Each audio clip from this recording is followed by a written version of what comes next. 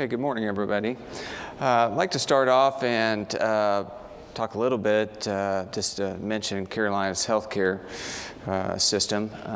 Joe has given us about 10 minutes to try to get through each of our slides, so it goes quick. But Carolina's healthcare system is a 40 hospital network, 900 locations across mainly North and South Carolina. We do have a hospital in Georgia. More than 200 independent primary care practices. Just within the Charlotte area, which is basically our home base, out of North Carolina, have over 30 urgent care centers. So when we talk about on-demand access, that'll become an interesting fact as we think about access to care and utilizing virtual care, direct-to-consumer. Have employer on-site clinics and served over 12.5 million patients in 2015, 3,000 physicians, 15,000 nurses, and over 60,000 employees. So just to give a little bit of background there. Why direct-to-consumer virtual care? I think it was important to really try to ask the question, why do we want to get in this from a healthcare perspective? As more healthcare systems are starting to engage this as an on-demand strategy, I think it's probably the most, at least in my organization, we talk about it quite frequently, how to get access and improve access to our care. So we think about patient access is faster access, 24/7 care, savings, reduced travel, lower cost of care, improved health and quality of care. This is really the triple aim for the patient, and each one of those components kind of fit there. In our virtual product today, you can get access to a provider within about 5 minutes, and that's 24 hours a day, 7 days a week. So it really does well with that. When we think about looking at our physicians or our provider practices, access is becoming a big deal for that, and same-day care. So when we look at the metric of same-day access, how many of our patients can get in when they call in for a sick visit, this helps our physicians really provide that and give a virtual option if needed. Efficiency, improved workflow.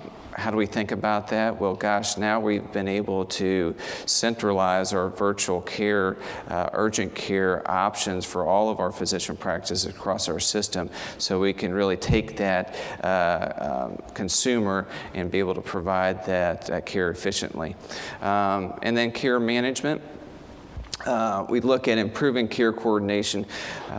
Virtual care we set out to really think, how do we do this on our EMR? A lot of disruption out there across the country when we think about virtual providers coming in and segment or defragmenting the care coordination. It was our goal really to have our virtual care on our own EMR platform, which is Cerner, by the way.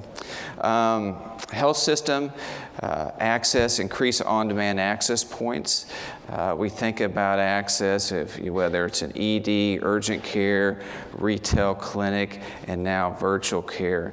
And we came with the perspective that, gosh, if we had others providing virtual care within our market, it takes patients away from our system, but then we didn't have an access point for new patients. So virtual care, it was really a strategy. We have to have at least that section of on-demand access developed. Quality, improve outcomes and care coordination. Care at the right place, the right time. We heard a lot about that, so that fits in well there. And then savings, reduce operating cost from traditional brick and mortar. Today we're a fee for service in our marketplace, but tomorrow, as we all talk about value, transfer to value, I think that's going to be helping us limit our brick and mortar facilities and a lower cost opportunity for us.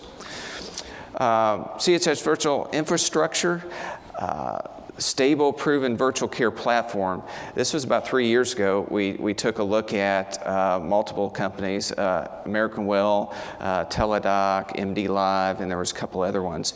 And how did we get through that process of deciding who it was? At least in our perspective, we chose American Well, or they're known today as Amwell. And the reason that we chose them is because they had a virtual storefront that allowed us not only to look at urgent care virtual care, but as we progressed down the road, wanted to look at primary care, we wanted to look at dietitians, nurse care, behavioral health. It really provided an access. If someone was thinking about going one place, they could start and get all those care services venued there. So we chose Amwell about 18 months ago. Cerner, we didn't want to lose our electronic medical record to an outside vendor. So what we ended up doing is making, if you looked at a provider today for us, they're looking at American Well monitor, and they're looking at a Cerner monitor. So it works out. It's not ideal, but they're able to take the notes and put everything into Cerner to keep that care connectivity. We also see the patient medical record from Cerner. If they have any issues, the patient summary page, we can also start thinking about improvement of health for any patient that's Carolina's healthcare patient. Provider trained team in the provision of virtual care. At the time that we were looking at developing this, most of you guys know there was very few guidelines, and this is probably 18 to 24 months ago of groups out there saying, hey, here's how you do telemedicine. So we took the initiative to think about how we transition from a face-to-face to a virtual care interaction with our providers, develop training programs for that, and then also looked at our focus to develop our own protocols. We looked at others out in the field, but we ultimately felt like we needed to have those vetted by our own providers in Carolina's healthcare. One, to get the buy-in, because if we just pulled some group in or some other guidelines, we were going to feel a lot of our providers weren't going to have the provider engagement really to make this successful. So we brought that in and did well with that. And then the third piece is really kind of the peer review programming for telemedicine, and we felt important to that. We review 100% of our charts today. One, did they adhere to the protocols that we have developed for virtual programming? And another big piece of it is really prescriptions. You know, what's our rate of prescriptions? Not only antibiotic usage, but overall prescription. We want to limit the antibiotic usage because there's a lot of feedback out there that, well, gosh, you know, virtual care is just, you know, there's going to be a high rate of antibiotic usage. That's why consumers are calling in. But our current rate of antibiotics is about 50% of our calls that come in, but we have about 80% of prescriptions. So there's other alternatives when you think about prescriptions that we're having some positive effects out there. And just kind of wrap this up a little bit, CHS Virtual Visit at a glance.